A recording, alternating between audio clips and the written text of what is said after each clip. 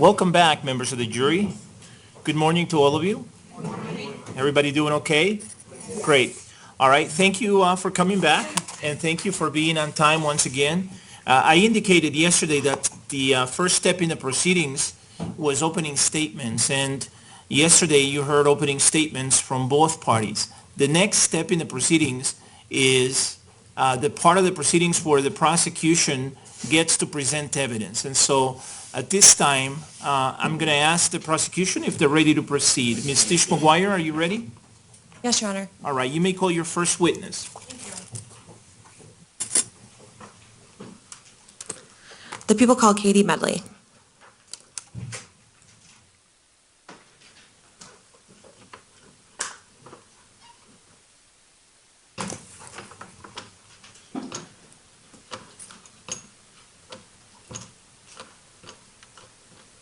Could I have you raise your right hand for me? You solemnly swear or affirm under penalty of law that the testimony you're about to give will be the truth, the whole truth, and nothing but the truth? I do. Okay, please be seated. Thank you. Could you please tell us your full name? It's Katie Marie Medley. And can you spell your first name, your middle name, and your last name? It's Katie, Mariemedley. Thank you. Ms. Tish McGuire, you may proceed. Thank you, Your Honor. Good morning. Were you at the Century 16 movie theater on July 19th of 2012 in Aurora, Colorado? Yes, it was. And did that go into the early morning of July 20th of 2012? Yes, it did. Now, can you please tell us about what you remember about the day of July 19th prior to going to the movie theater that day? And I'm going to interrupt you for 1 second, Miss Medley. Could you pull the microphone close to you? Oh, you don't have it. Let me give it for you. I was wondering, I was going to speak into it. Thank you. Okay, just pull it down. Is that better? Can everybody hear me? Okay. All right, I apologize. So I was just asking you if you could please tell the jury about what you remember about the day of July 19th prior to going to the movies that day. Well, in the afternoon, me and my husband were together. We had a little apartment there in Aurora, and we were just sitting and watching TV, and we were expecting a friend to come down to visit from our hometown. And I remember my husband, Caleb Medley, was watching the commercial for the new Batman movie. And we had decided earlier on that we weren't going to go, and then I watched him watch that commercial, and his eyes were glued to the TV, and I was like, okay, he wants to go. So we decided that when our friend came up that we would be attending that night. And could you please spell your husband's name for the record? Middle name also, or just? Sure, his full name. Thank you. Okay. Caleb Levimedley.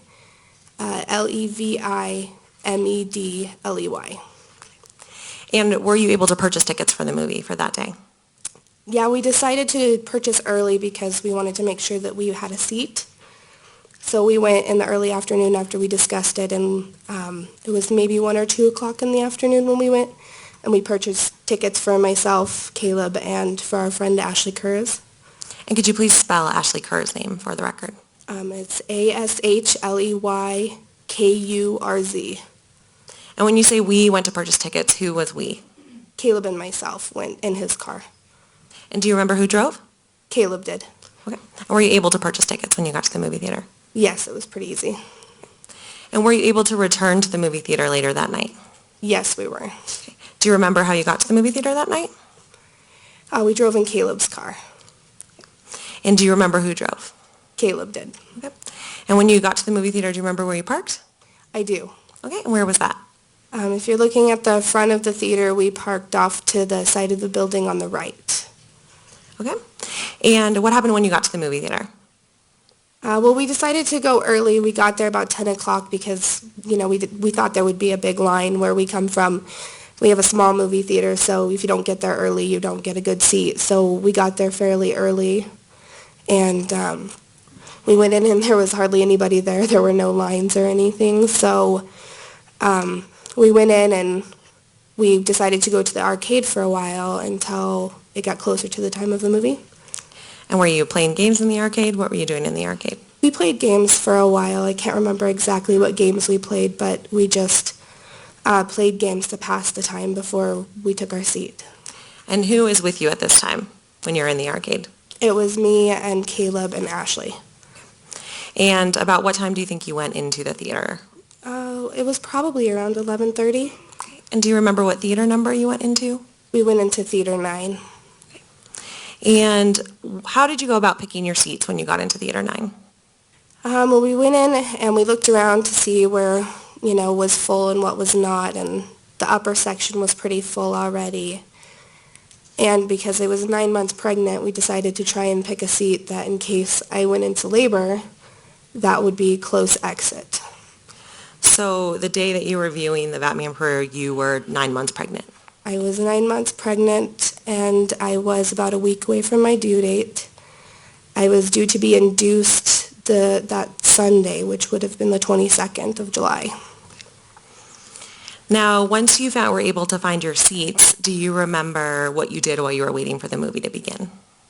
Well, as we were standing there, I decided I wanted to sit in the middle, and Caleb and Ashley fought over what seat they were going to sit in, and Caleb ended up sitting on my left side, and Ashley ended up sitting on my right side.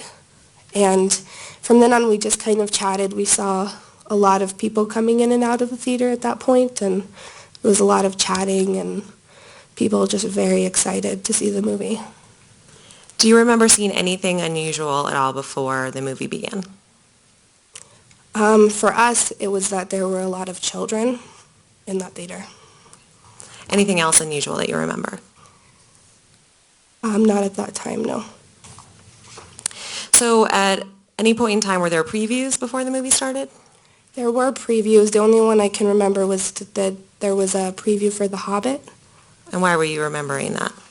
because that was the last time I spoke to Caleb. And what did you say?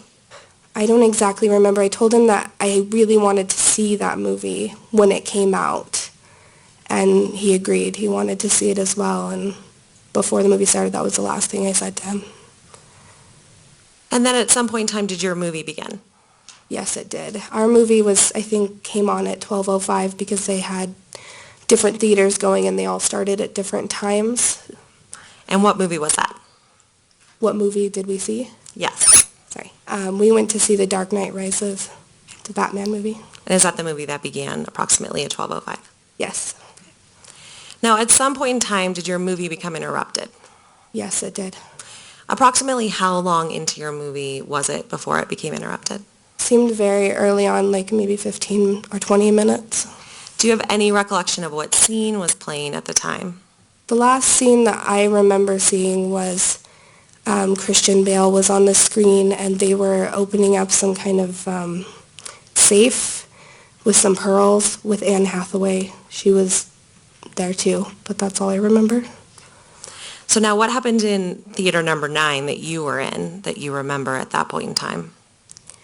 Well, we were just watching the movie and I noticed that the exit to our right opened up. I saw a little bit of light come through and I saw a canister go into the air at that time.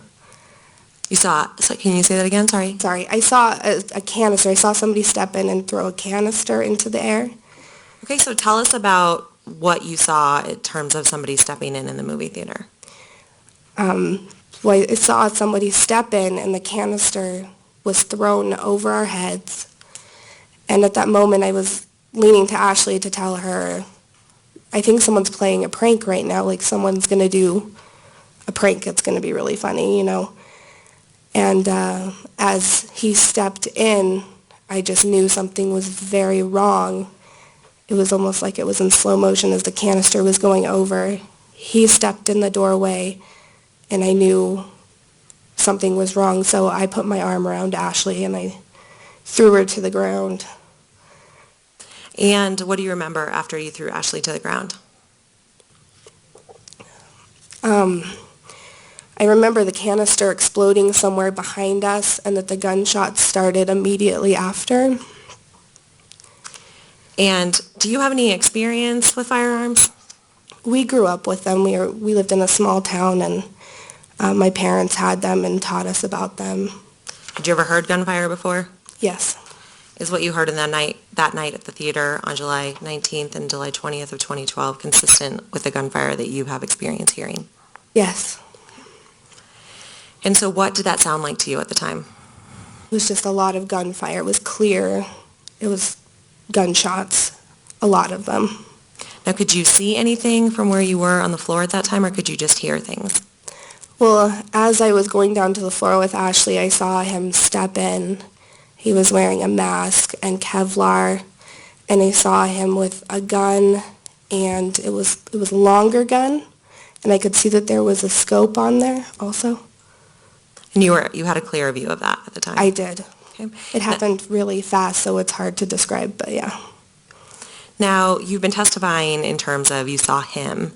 At the time, did you know if it was a male or a female? No, I did not. And we didn't know if there were more than one either. We just knew. I just saw that one person. Did you see anyone other than that one person? No. So what do you remember after you saw that and you and Ashley were on the ground? So we were kind of huddled together laying on the ground, and I turned to my left to talk to my husband to decide what we were going to do next. And that's when I saw that he was still sitting in his chair. I saw that his shoes were on the ground and his feet were on the ground, and he was still sitting in his chair. And I couldn't understand why he was sitting in his chair when someone was shooting. He should have been on the ground with us. And what do you remember after seeing him? Were you able to see him clearly at that point in time, or could you just tell that he was sitting in the chair? At that moment, I could tell he was sitting in the chair, and then I looked up because I wanted to ask him, what are you doing? Why are you still sitting in the chair? And that's when I saw blood pouring from his face, and I knew that he had been shot in the head. And what do you remember after you saw that? I remember that he wasn't breathing, and that I told Ashley that Caleb's dead. They said he's dead. He's been shot in the head. And what'd you do after you told Ashley that? We stayed crouched on the ground because there was still a lot of gunfire happening. So we just crouched down waiting because we thought that the shooter was going to come row by row and just kill us. And then what do you remember while you guys were down crouched on the ground after that? It's a little confusing to put all together just because there was a lot that was happening. I remember that the air was very thick and it was hard to breathe, and that it was hard to stay crouched because I was so pregnant. I was trying not to lay on my stomach. I remember at one point that I saw the shooter walk by our row, and we believe that he went out into the lobby of the theater. Now, you said you believe that. Did you actually see that, or is that just what you were guessing at the time? That's what I assumed at the time because I saw I saw him walk by. Okay, and so when you say by, was that kind of like it rose behind you? It was like we were laying on the ground, and I guess from my point of view it would have been right here because we were on the edge of that row. So we saw feet. I saw him walk by, and I assumed that he went out into the lobby at that time. So after you thought that he had walked into the lobby, what do you remember after that? I remember that there were a group of people who ran by our seats, and that there was a lot of gunfire again, and we saw them go to the ground. We weren't sure if they had been shot or if they were just crouching on the ground to avoid the gunfire. And what do you remember after seeing them crouch to the ground? I remember that we were laying on the ground, and we looked behind us, the row behind us, and there was a boy laying on the ground. I don't know how old he was. He was a little bit older, maybe 18 or 19, and someone was laying on top of him, and he just kept on staring at us. We all just kept on staring at each other because we didn't know what to do at that time. What do you remember after seeing him? Well, at one point I asked Ashley to call 911, and she said that she had heard other people in the theater already calling 911. And when it got quiet again, I decided to slowly stand up, and I saw that Caleb was actually breathing again. And so I decided he had a lot of blood pouring into his mouth, and he was choking on all of his blood. So I took the bottle of water that he actually purchased earlier, and I poured it in his face to try and get the blood out of his face. And what do you remember after doing that?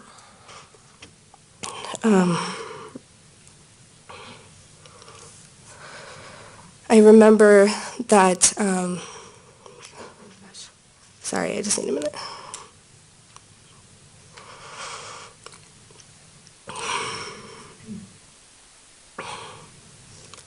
I remember that there were, the exit door actually opened again, and there were cops at the door that time, and they were yelling and screaming at us to come out of the exit door.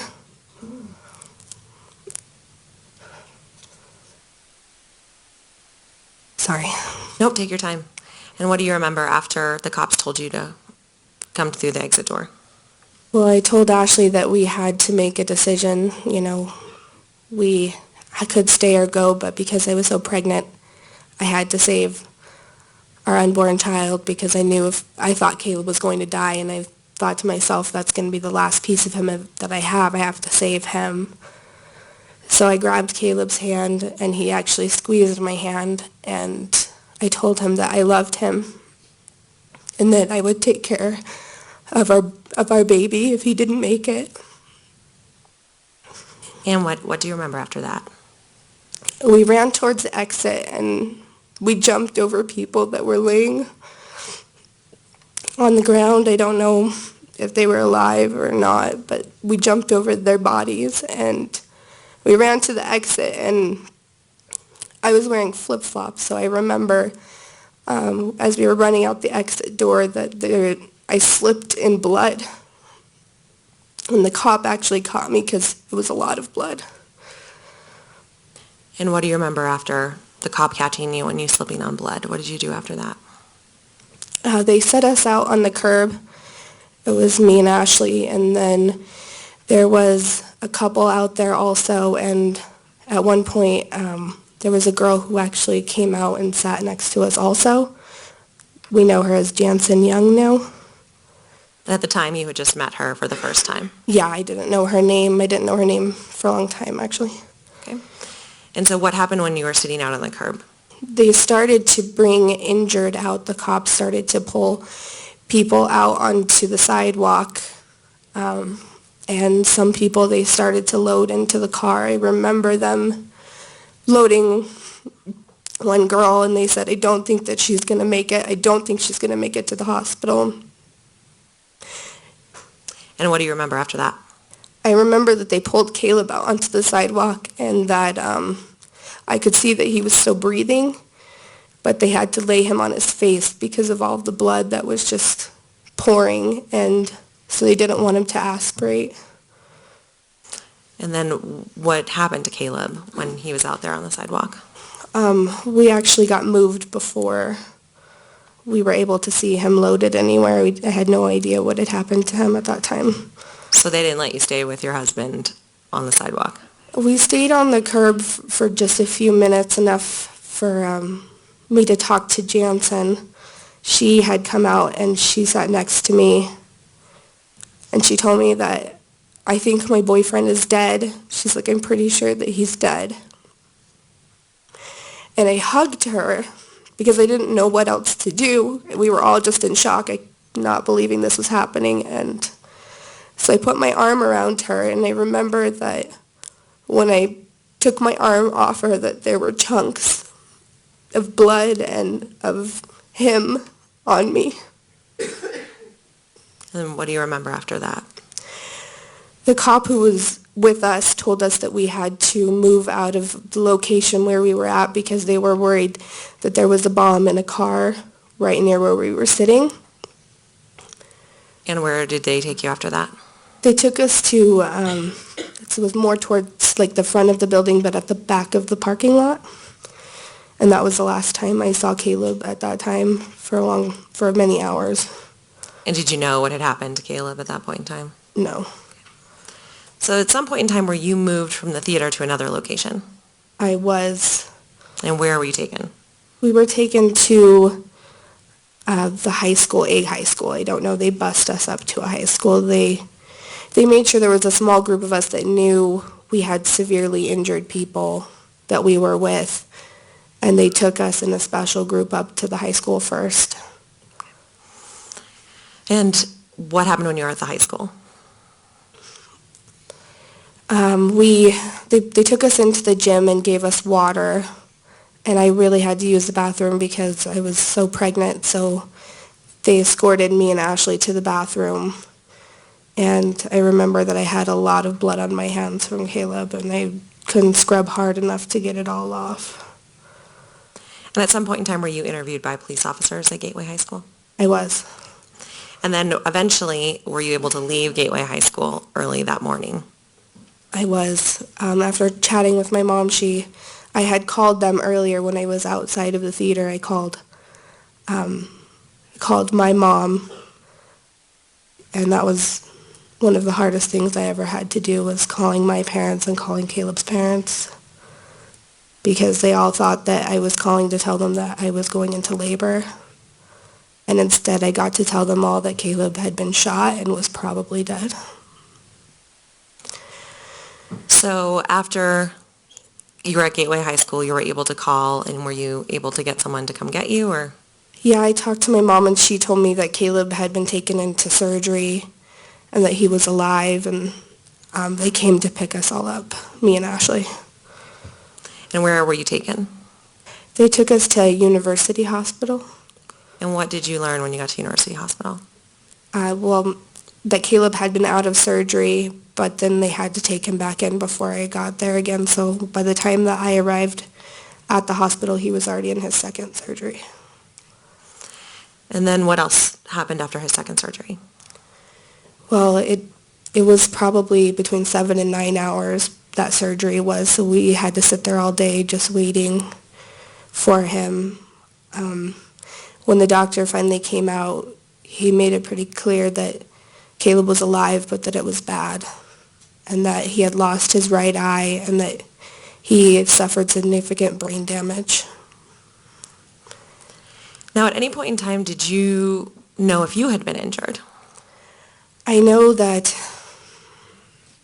at one point when we were in the theater and we were laying on the ground, that something came through the front of our seat, and that I got nicked in the back of the head, and then Ashley had a big burn on her face. But I did go get that checked out when I got to the hospital, and I had to be checked up because they were worried that I was going to go into labor also.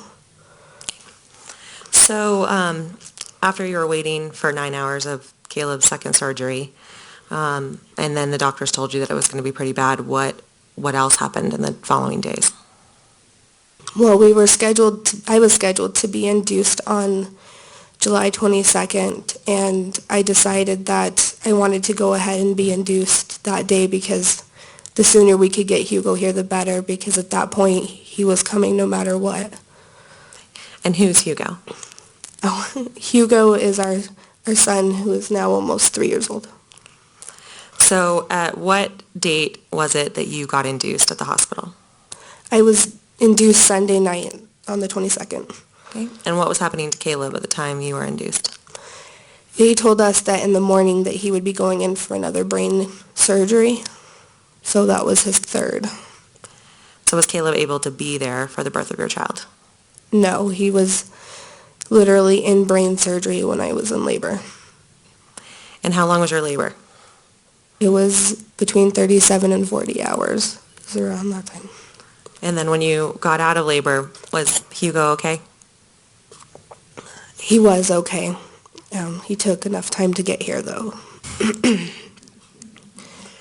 And after you were finished with labor, and were you okay after your labor? I was exhausted because our whole family had not slept since the night of the shooting. Caleb's parents, the night of the shooting, they had to drive 2 hours to get here. Can you imagine that? Being them, trying to get here. But everyone was exhausted because they were going back and forth between Caleb's room on the floor below mine where I was having the baby. And then were you able to see Caleb after you got out of labor? I did. It was about 3 hours after Caleb got to hold his son for the first time, but he was not awake for that. And when you say he wasn't awake, what kind of state was Caleb in at the time? He was in a medically induced coma And how long was Caleb in a coma for? for 4 weeks. And what happened after 4 weeks?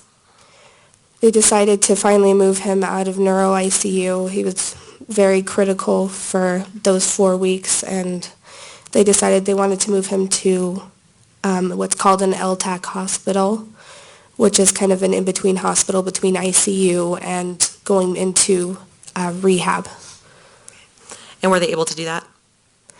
Were they able to do that? To move him to that other hospital? Yes, we were. And how long was he at that hospital for? He was at that hospital for 30 days, and they finally started to wean him off of the medications that he was on for the medically induced coma, so he started to wake up a little bit. And when did Caleb finally come out of his coma? It was in that 30 days that he finally started to come out. I don't remember the exact day. And after he was at that hospital, where did he have to go after that? He went to Craig Hospital for 3 months after that. And was he inpatient at the hospital for those whole 3 months? Yes, he was. So what happened to your family during that time? Well, we have a very supportive family, and all of us stayed up there for 6 months, essentially. We stayed at a townhouse and in a hotel, and then when he got to Craig Hospital, we stayed in Craig Hospital. They have a separate apartment for families there. And what happened after Caleb was released from Craig Hospital? We got to go home the day before Caleb's birthday, and we went home to a new house that we had never been in before because after the shooting happened, I could never go back to our apartment. I couldn't bear seeing the crib there and knowing that it would never be the same. And what injuries did Caleb have when he was released from Craig Hospital? He had the traumatic brain injury that he had the shotgun pellets essentially is what happened. He hit him in the face and it went through his right eye. And when he had brain surgery, they took out this part of his brain. So because the right side of your brain controls the left side of your body, he has weakness on the left side. He has speech problems. Can Caleb walk? Caleb cannot walk. Can Caleb talk? He can more now than then. Now, before you walked into the theater on July 19th of 2012, what was Caleb like? He was an aspiring comedian, very funny. He was doing stand-up comedy the night before we went to the theater. Could he walk? He could walk. Could he talk? Yes. Did he have any impairments at all? No. Your Honor, at this time I'd like to approach the witness and show her what's been marked for identification purposes as People's Exhibit 1145. Okay, you may. Thank you, Your Honor.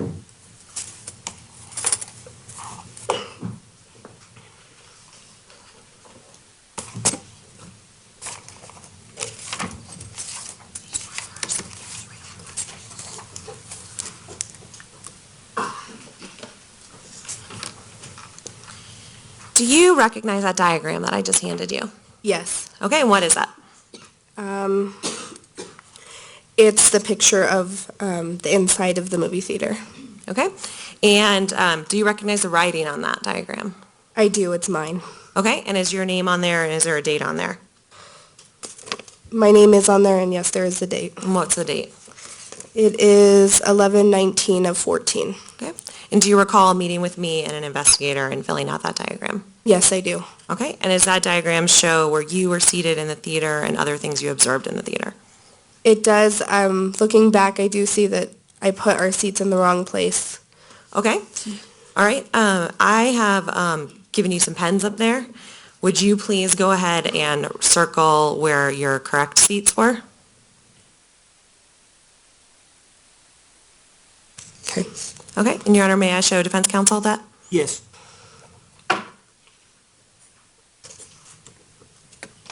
Sorry.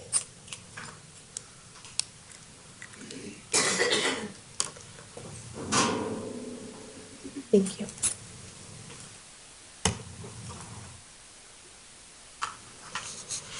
And does that diagram fairly and accurately represent what you remember being in the theater and the things that you observed in the theater that night? It does. Your Honor, at this time, I would move for the admission of People's Exhibit 1145. Is there any objection? There's not. Without objection, People's Exhibit 1145 is admitted. Thank you, Your Honor. May we publish it to the jury? You may publish it. Thank you.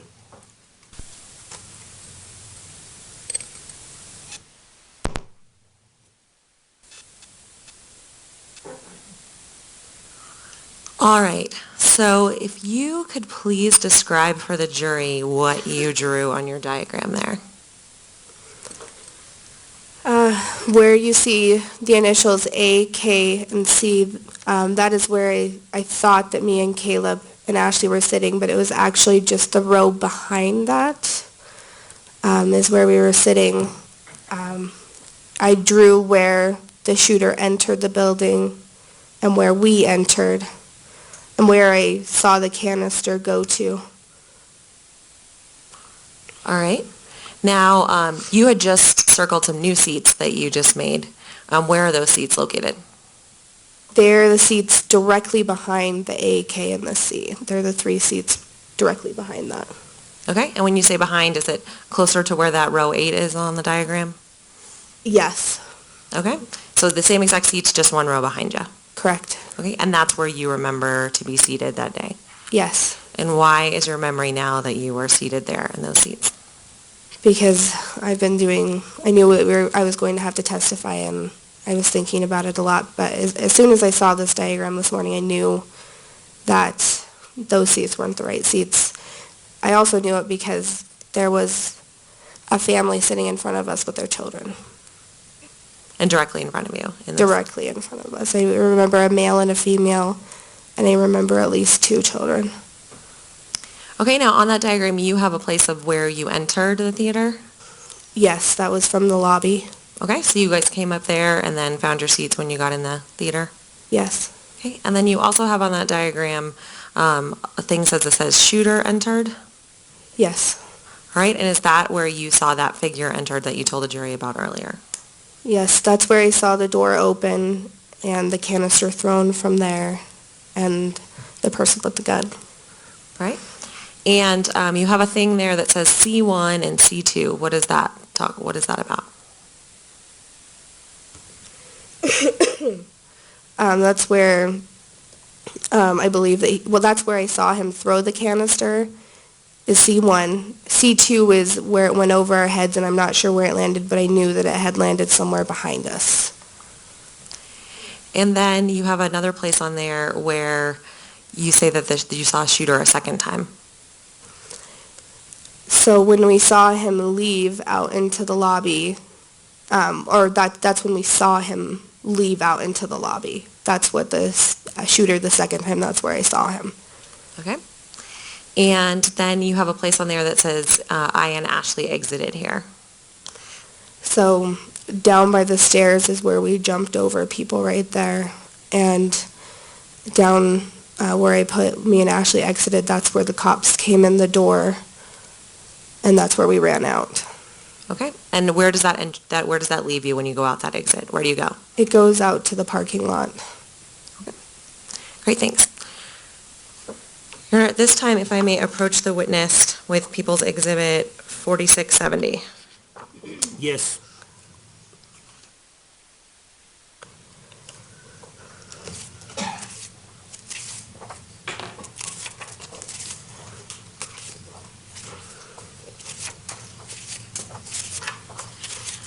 All right, what did I just hand you?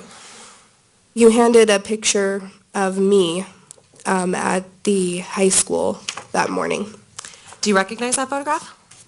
I recognize myself. I don't remember taking this photograph. And did you take it yourself? No. Do you remember if when police officers interviewed, they took photographs? They did. I remember them taking a picture of my friend. I don't remember taking this picture, though. Did it fairly and accurately represent what you looked like on July 20th of 2012 at Gateway High School that day? Other than not being able to see that I was so pregnant, yes. Your Honor, at this time I would move for the admission of People's Exhibit 4670. Any objection? No. Without objection, People's Exhibit 4670 is admitted and may be published. Thank you, Your Honor.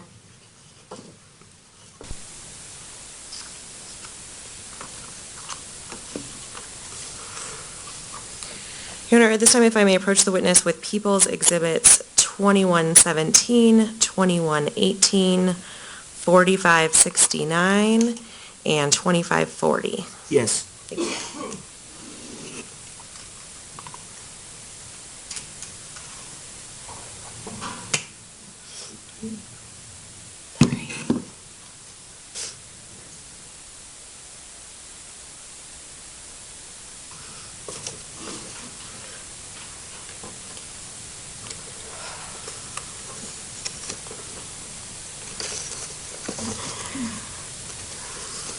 All right, now if you could look at the first photograph that I just handed you, and there's a number on it, if you could just tell the jury what number you're looking at for that first photograph. It's 2117. Okay, and do you recognize that photograph? Yes, that's a picture of my husband, Caleb Medley, in ICU at University Hospital. Okay, and does it fairly and accurately represent what Caleb looked like at that point in time at University Hospital? Yes. And to be clear, this is after the shooting. This was after the shooting, yes. Okay. And then if you could tell me about the next photograph and state that number. The number is 2118. It's a picture of where where they cut into his head when they did brain surgery. And also on the front of them, his forehead, you can see where some of the shotgun pellets were at. And does that picture fairly and accurately represent to you what Caleb looked like after the shooting at University Hospital? Yes. Okay. If you could tell the jury about the next photograph and state the number first, please. The number is 4569. It's also a picture of him in ICU after having surgery. This was a little bit, I think, after, like 2 weeks at least after he had surgery. And did it fairly and accurately represent what Caleb looked like 2 weeks after he had surgery at University Hospital? Yes. And then what is the last photograph that I handed you?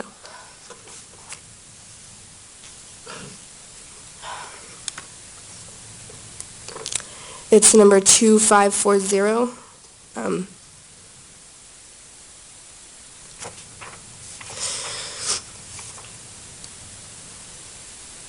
And what is that photograph? This is a picture of Caleb right after the shooting. Now, did you have an opportunity to observe Mr. Medley in the theater to see what he looked like after the shooting? Yes, he looked a lot worse than this picture actually shows. He had a lot more blood on his face when I saw him last. But did it fairly and accurately represent does that picture fairly and accurately represent what he looked like right after the shooting on July 20th of 2012? He looked worse than this photo. But other than the... Yes, sorry, yes. All right, Your Honor, at this time I would move for the admission of all of those exhibits. Is there any objection to those exhibits being admitted, Ms. Spengler? Your Honor, we do not object to 2117 or 2118. I would make a 403 objection to 4569 and 2540. Would counsel please approach? Sure.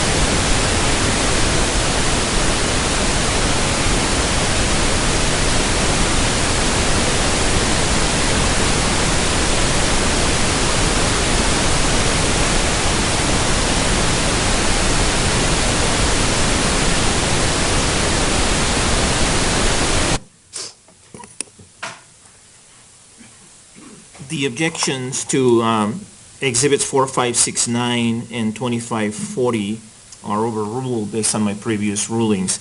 So exhibits 2117, 2118, 4569, and 2540 are all admitted and may be published at this time. Thank you, Your Honor.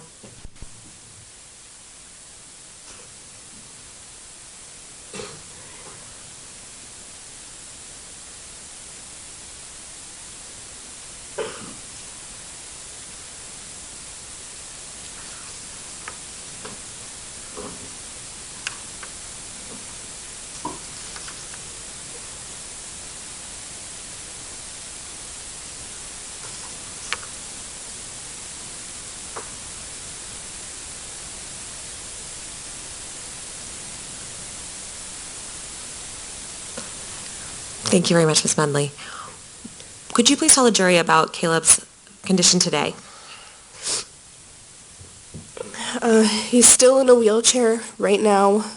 He's working on walking. His speech is getting better, but it's taken us almost 3 years to get that far. And when you say his speech is better, what is Caleb's speech like?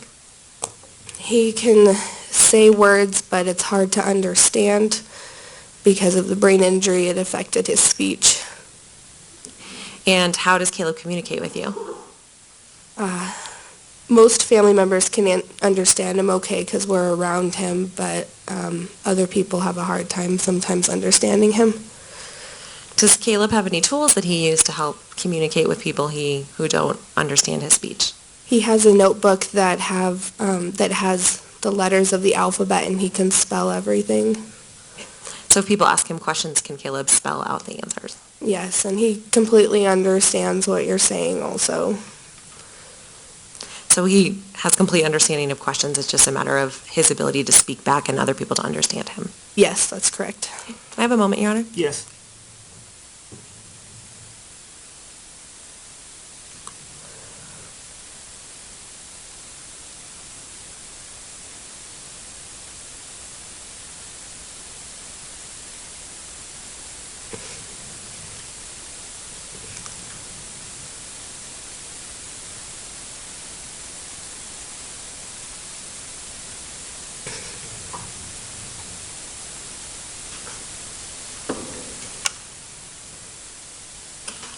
All right, I just have a couple questions from things that you talked about earlier. You spoke about the fact that when you were in the theater, you were surprised about how many children were there. Yes. When you were out earlier in the arcade area, do you recall if you saw any children out in that area earlier? There were some kids running around. I couldn't tell you exactly what they looked like or anything. But you have a specific memory of seeing them out in that earlier area by the arcade? Yes. Okay. And then also when you spoke about the fact that you were crouching down with Ashley during the shooting, do you recall, did you ever have a chance to see how close, let's say in feet, that shooter was to you at that time? It was very close because we watched him walk by. So I would say 4 feet. And did you have an opportunity at the time to observe anything that person was wearing at the time?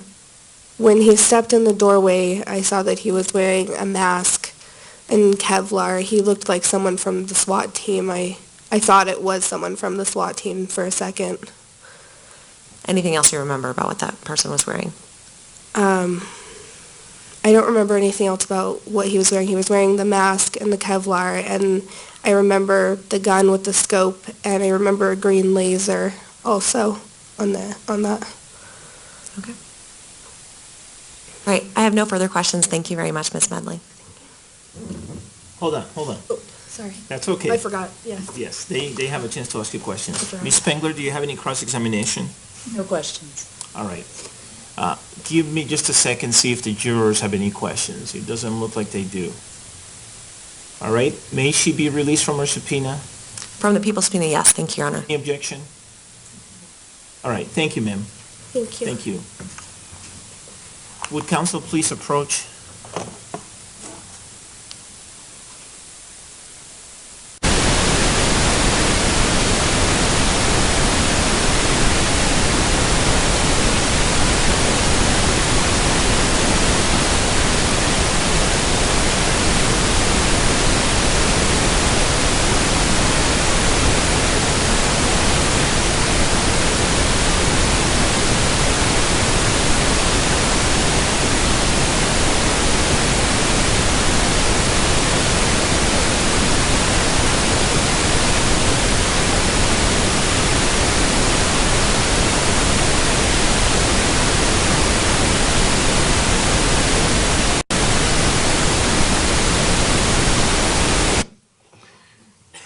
Ms. Tish McGuire, call your next witness, please.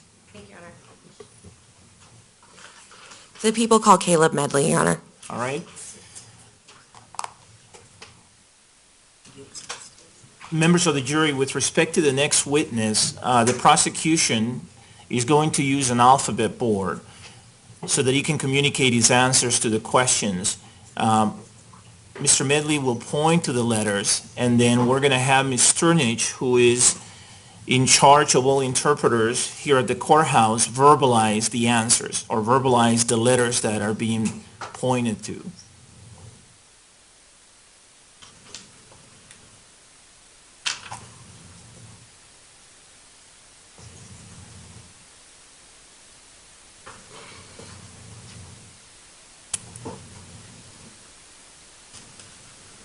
Just right there.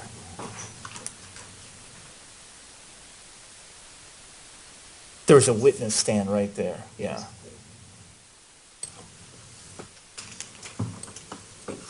Let me first administer an oath to Ms. Sternich, if I may.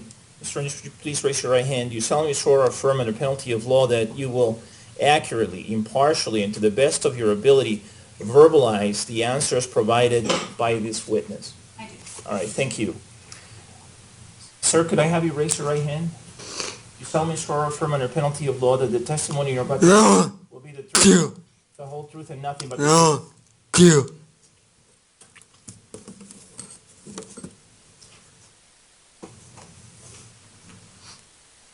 All right, Ms. Tish McGuire, you may proceed. Thank you, Your Honor. Good morning. Could you please spell your name for the record?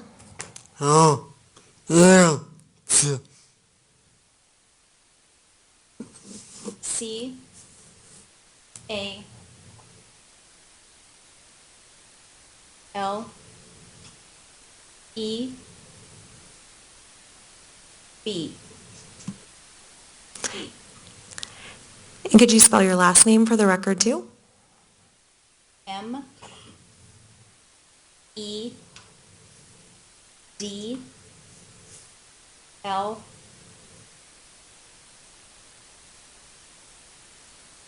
E Y.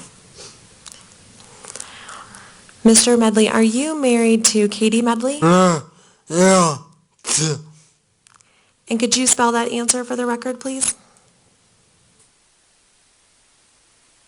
Y E S. Mr. Medley, did you go to the Century 16 movie theater in Aurora, Colorado on July 19th of 2012? Could you spell that answer, please? Y E S. I have no further questions for this witness. Thank you, Your Honor. All right, Ms. Spengler, do you have any questions? No. Okay, thank you. May he be released from his subpoena, Ms. Tish McGuire? Yes, thank you, Your Honor. Any objection? No. All right, sir, thank you very much. Ms. Sternich, thank you.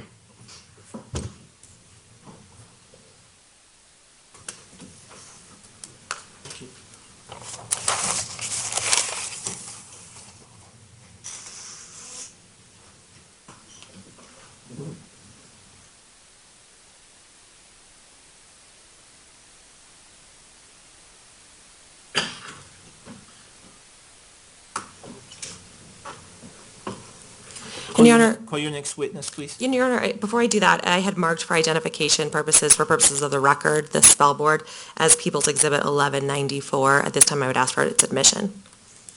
Any objection to the alphabet board being admitted into evidence? No. All right. Without objection, Exhibit 1194 is admitted. Your Honor, at this time, the people would call Munira Gravelli.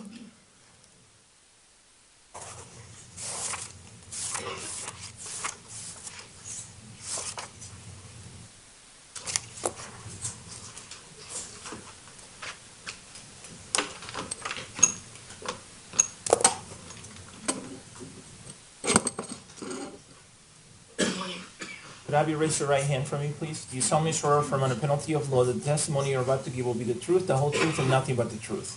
I do. Okay, please be seated. You can hand me those pictures there. Thank you. Good morning. Hold Will on, you- hold on. Could you please tell us your full name? Munira Fatime Gravelli, Could you please spell your first name, your middle name, and your last name? Munirfatimigravelly.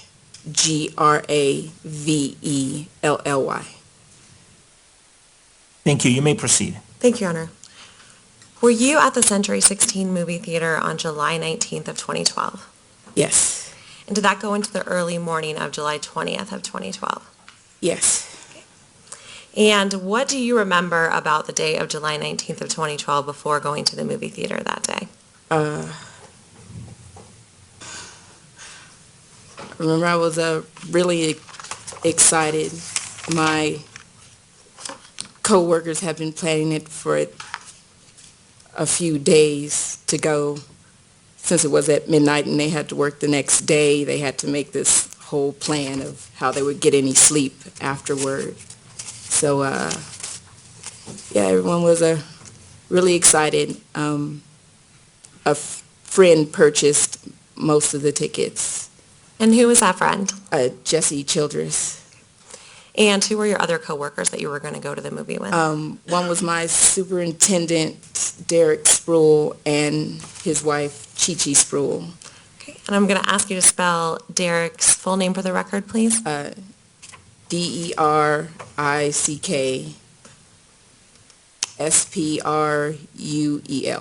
And how do you spell Chi-Chi Spruill?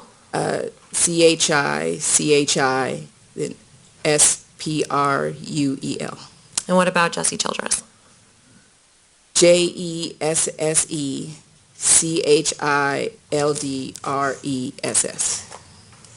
And Jesse had purchased the tickets for that night? He had. Okay. And what were your plans to meet up with them at the movie theater?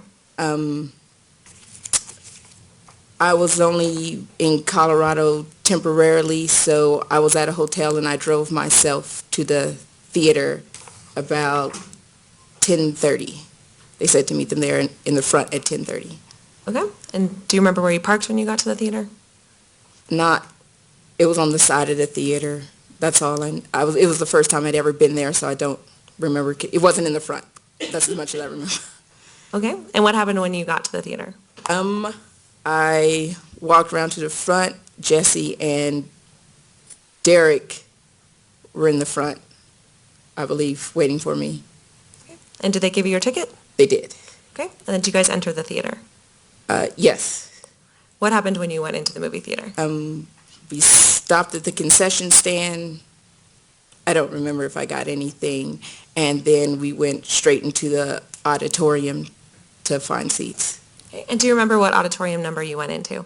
I've been told it was 9. At the time, I had no idea. So you're not really exactly sure about the theater number? No. Okay. And how did you guys go about finding your seats?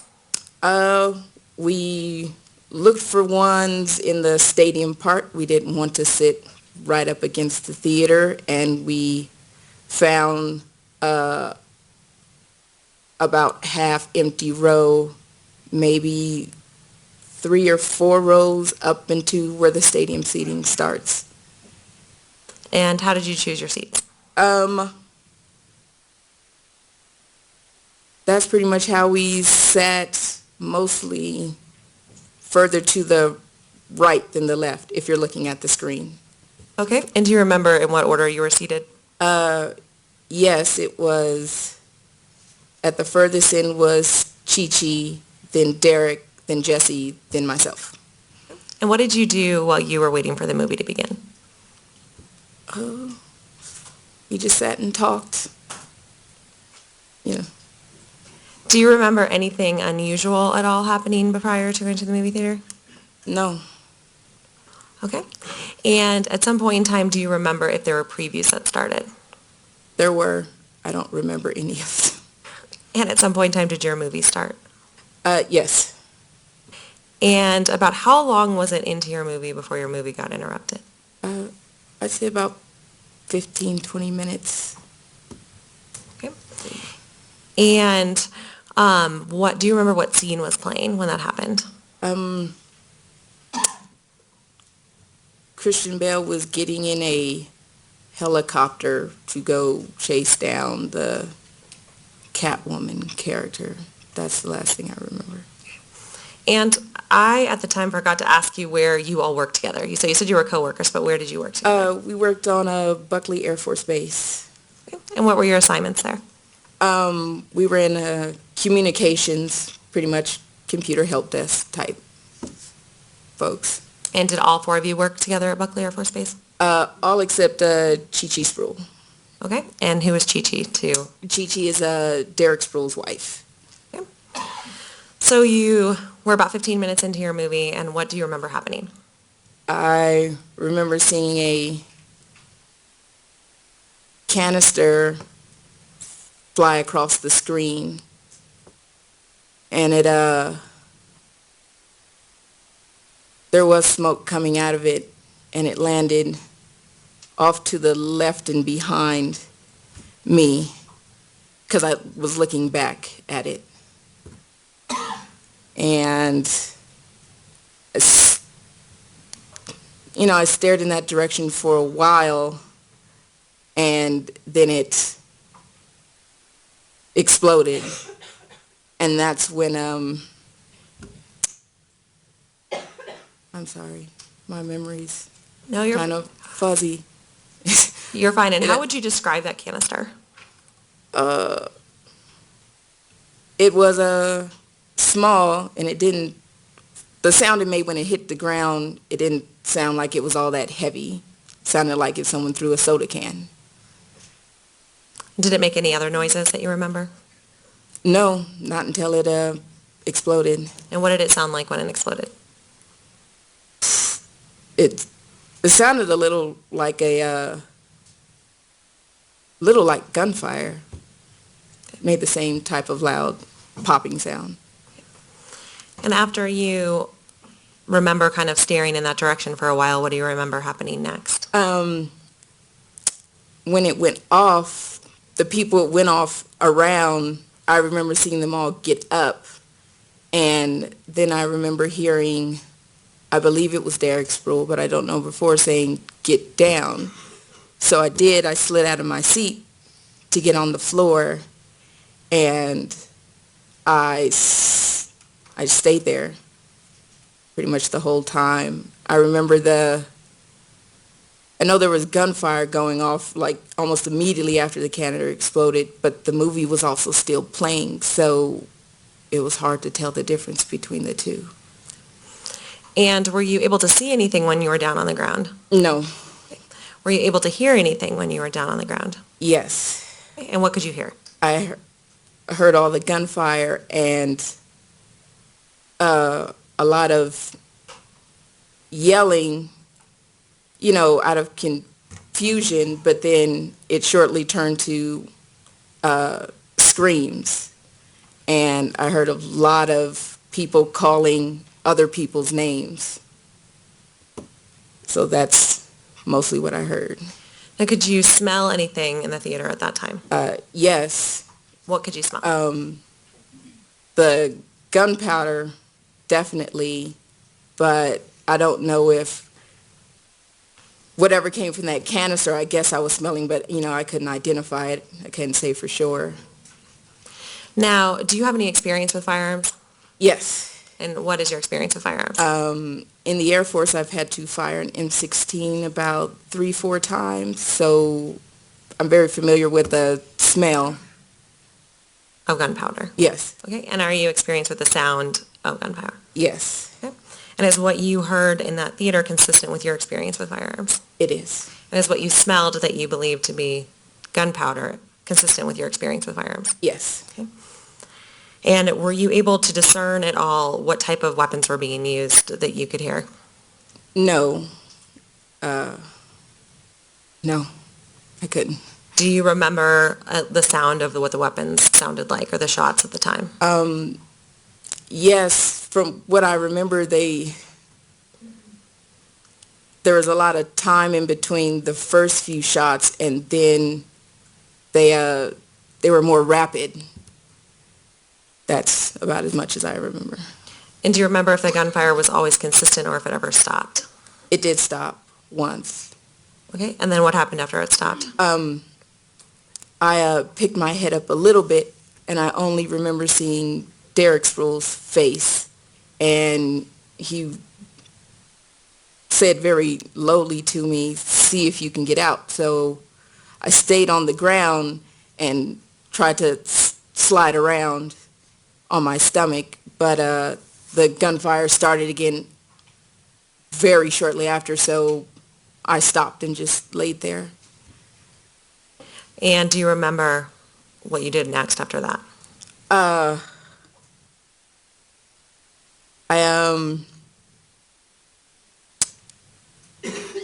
was just waiting for it to stop again, and when it finally did, I still didn't want to get up.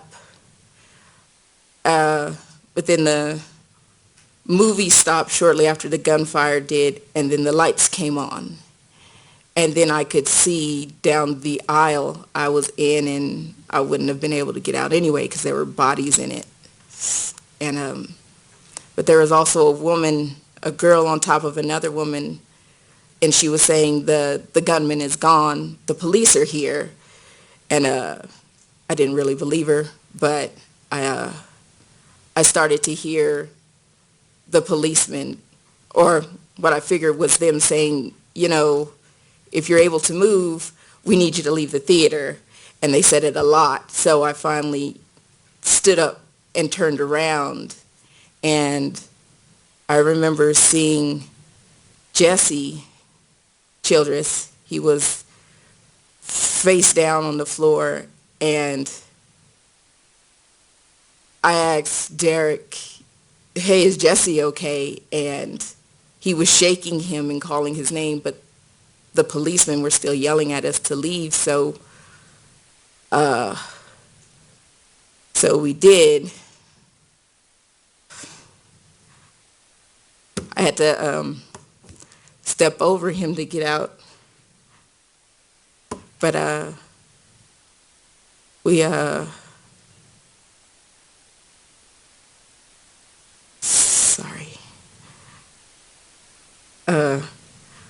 we exited out the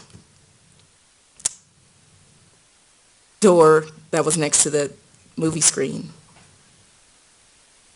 And there were a lot of people and emergency vehicles out there already. And I remember the police had us sit on the curb, and they kept moving us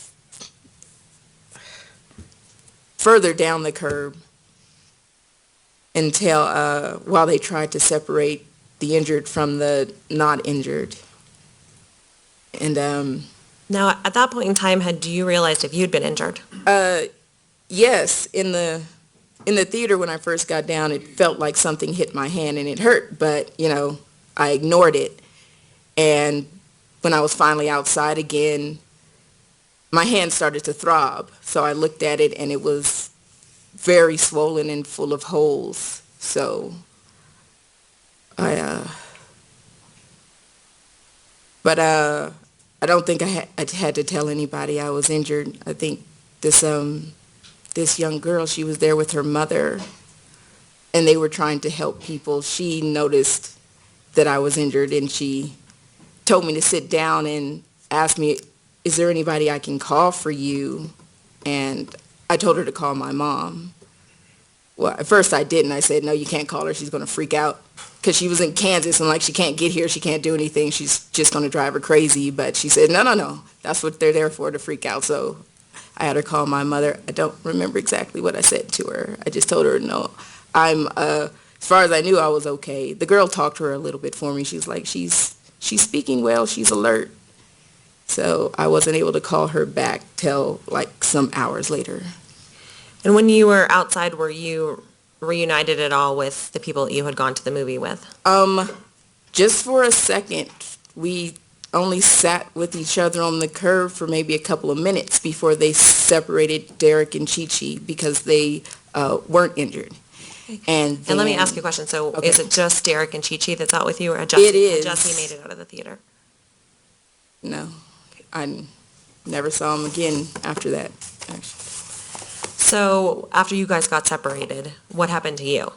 I was put into a police car in the front seat, and there was a young girl with an older man, I believe it was her dad, in the back, and her leg was injured. And they drove us to the children's hospital. It took a little while to get there because most of the theater parking lot and the exits were blocked by emergency vehicles. So you had to drive over grass and curbs and so on to find a way out of there. What do you remember about that ride? I remember the officer asked me what happened, and I just told him someone came in the theater and opened fire, and that's all I remember saying. And Do you remember how quickly they got to the hospital? it was fairly quickly. I can't imagine it took more than 10 minutes, probably less. And what happened when you got to the hospital? I got out of the vehicle and was put into a wheelchair, and they wheeled me into a room, and they had me undressed, and they put a dressing gown on me because they had to inspect everywhere because they told me I had a lot of blood everywhere, so they had to see if it was mine or not. And what did they determine? That most of it wasn't mine. I was hit in the hand, and I had nicks on up and down both arms and on my scalp. But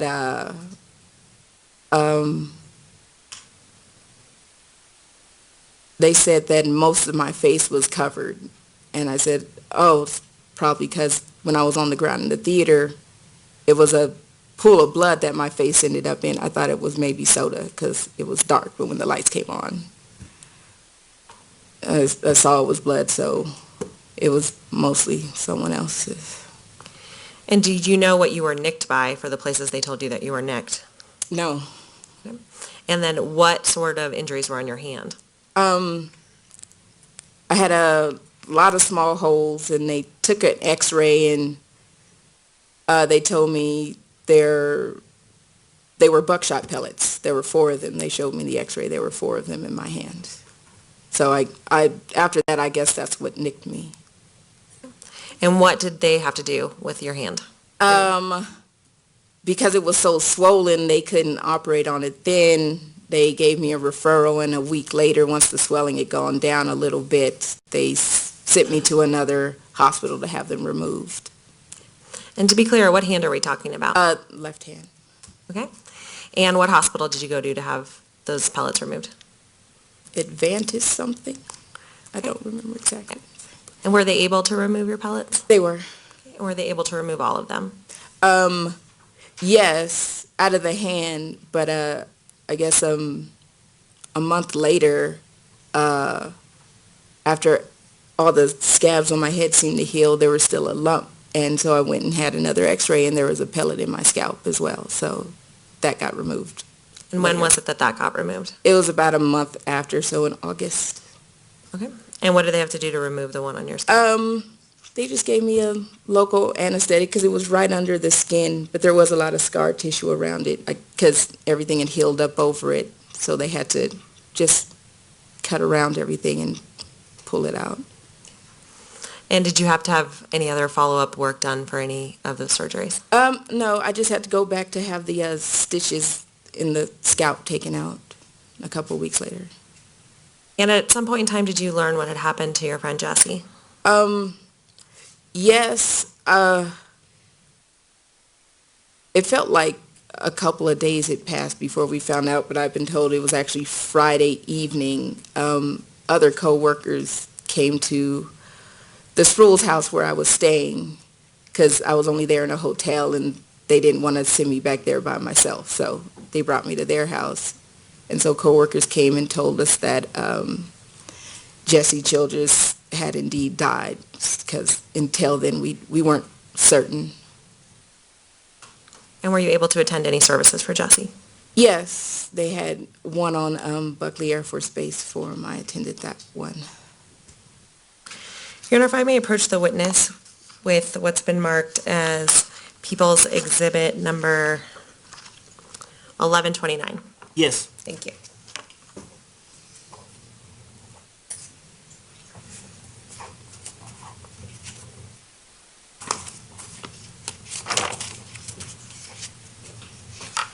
Do you recognize that document? Yes, And what is that? it's a diagram of the theater auditorium. All right, and do you recognize the handwriting on that document? Yes, Whose handwriting is it? it's mine. All right, and do you see your name on there? I do. And do you see a date on there? Yes, And what was that date? 15 August 2014. Did you meet with me previously to draw that diagram? Yes, And does that diagram fairly and accurately represent where you believe that you were seated in the theater and what you observed in the theater on July 19th and 20th of 2012? yes. Your Honor, at this time, I would move for admission of that document. Any objection? No objection. Without objection, People's Exhibit 1129 is admitted and may be published. Thank you. All right, could you please describe for the jury what you drew on that diagram? I drew where it has MJDC. That's where myself, Jesse, Derek, and Chi-Chi were sitting, according to my memory. And the other diagonal line is the path that the canister took when it was thrown across the theater, according to what I remember seeing. Anything else on there?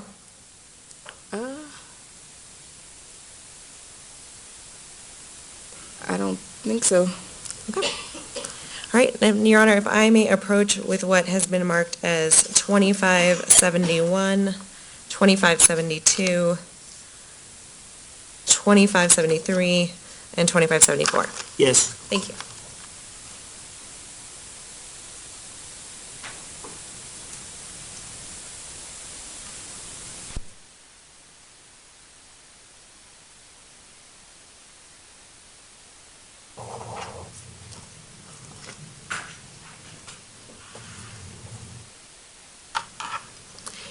Do you recognize the person in that photograph? Yes. All right, and if you could please tell the jury the number of the photograph that you're looking at. 2571.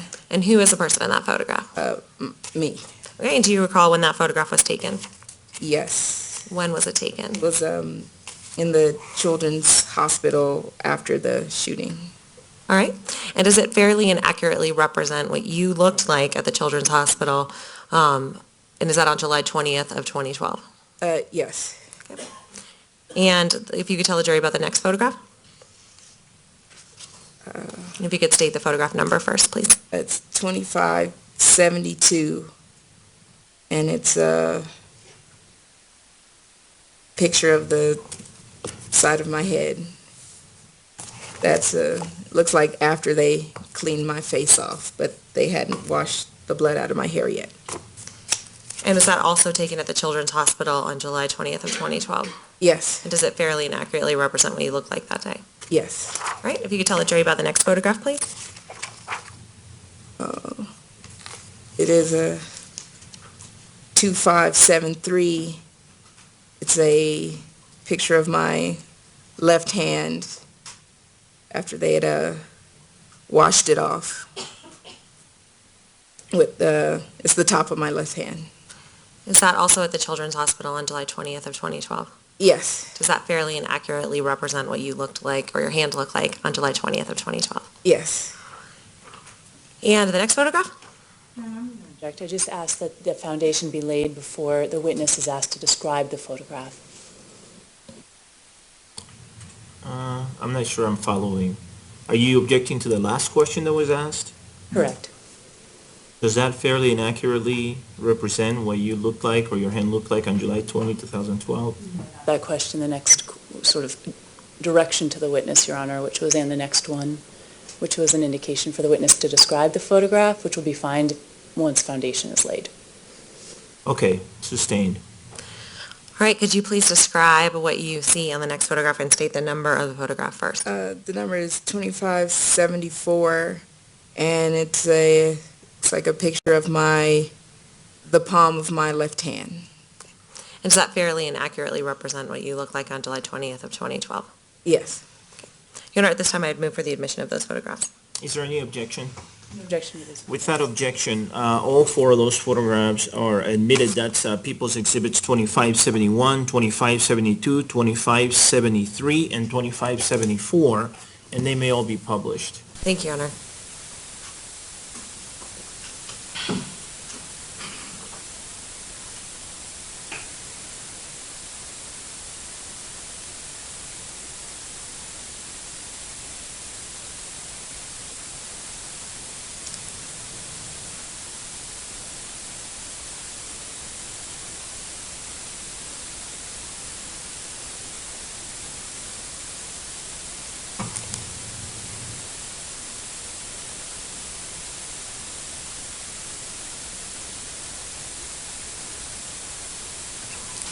All right, thank you. Your Honor, if I may approach with what's been marked as People's Exhibit 4726. Yes.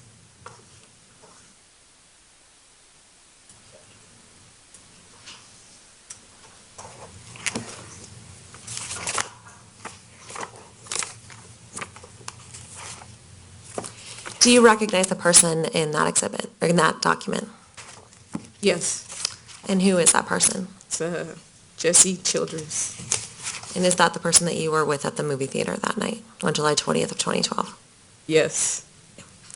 Your Honor, at this time, and does it fairly and accurately represent what Jesse looked like before he was killed? Yes. Your Honor, at this time, I would move for the admission of People's Exhibit 4726. Any objection? No objection. Without objection, 4726 is admitted and may be published.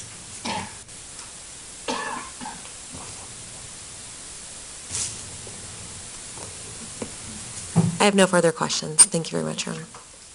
Do you have any questions, Ms. Spengler? I have no questions for this witness. All right. There might be a question from the jury, so I'll ask you to wait for just a moment, okay? Thank you. Yes, thank you.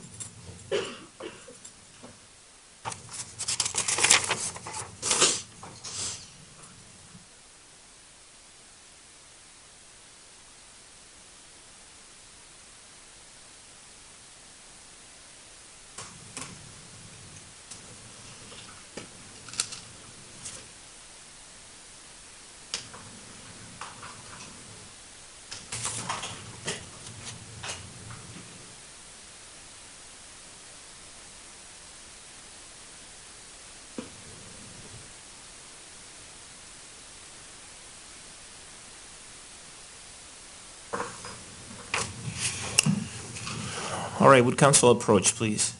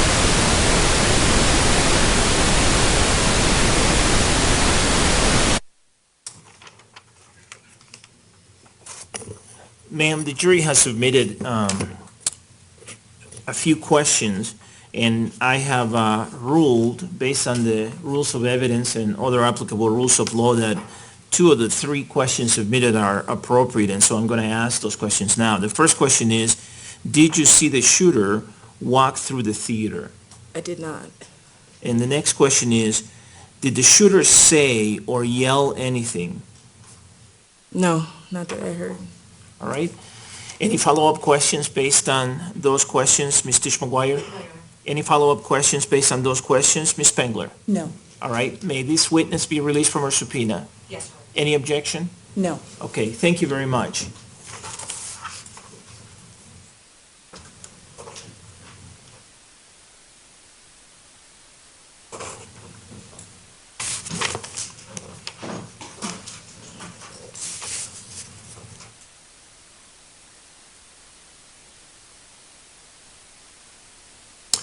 Members of the jury, it's 10 after 7, and so rather than start a new witness, I think it makes sense to take our break at this time. And Your Honor, you just said it was 10 after 7, just Oh. for the record. Sorry. It's 7 after 10, 10:07. I wanted to see if you were paying attention. You are. All right, it's 10:07. So let's take a 20-minute break. I think because we have such a large group, we're going to plan on taking 20-minute breaks when we take breaks. That's in the morning and that's in the afternoon.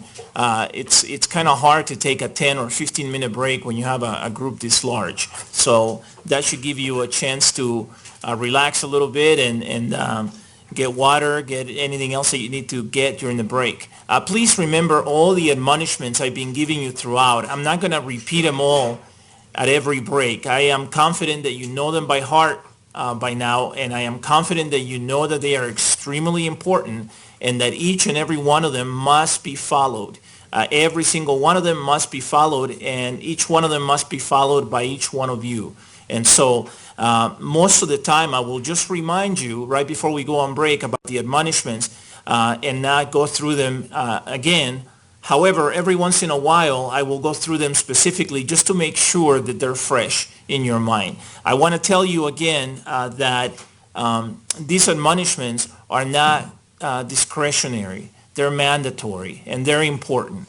And so you shouldn't think in terms of, what's one little thing? What harm is that going to do? There are reasons for each and every one of the advisements, and you have to follow each and every one of the advisements.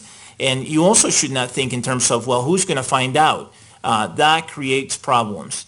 Trust me when I tell you, you have to follow them. We are trusting that you will do this. And it's sort of an honor code thing.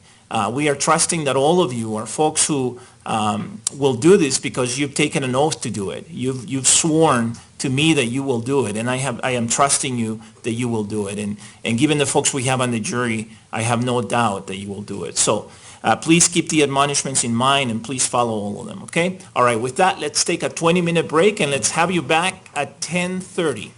Thank you. Everyone, the record should reflect that the jury has exited the courtroom. Is there anything we need to take up at this time on behalf of the people? Ms. Tish McGuire? On behalf of the defense, Ms. Spengler? Yes, Your Honor. Yes. In regards to juror questions, I know the court numbered the Yes. first question with 1, and the defense is just asking that we receive copies at the end of each day? We'll make a record of them. I'm not sure that we'll be making copies for all of you. Why do you need copies? For a record or for what purpose? That's correct. We'll make a record of it. I'm not going to be having my staff making copies. We'll make a record of all the juror questions. I've also read them into the record, so there's a record of them that way as well. It's just difficult, Your Honor, being up there and trying to assess the question and then also memorize the question and be able to bring it back. I don't understand. Well, I mean, I guess the... Are you saying you want a copy before I rule on the questions? No. So then Just- I don't understand what you just said has anything to do with the practice that we follow. I was just asking for a copy so that the rest of the team could also see the questions that were asked. That's a different point. Now you're saying you want the other attorneys to see the questions. Not before the court's ruled on it, but All right, let me think about that. That's different. I thought you just wanted it for purposes of a record. If you want it so that the other attorneys can see them because they're not up here at the bench, that may be a valid point. Let me think about that and see what I come up with, okay? Mr. Orman, you're standing up? I'm just standing up to, I agree with what counsel is requesting, and I agree with it for a different reason. Court lost the jury. The court clerk called our office and said, do you have a copy?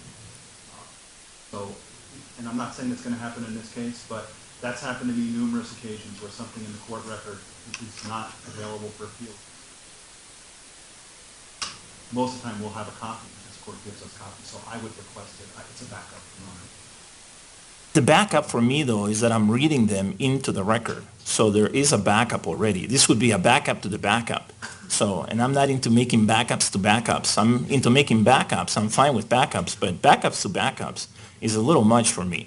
But I will think about it, as I said, and I'll let you know what I come up with, okay? All I can say is NASA always does a second year, and I think they do it for good reason. Right? Yeah, this is not NASA, Mr. Orman.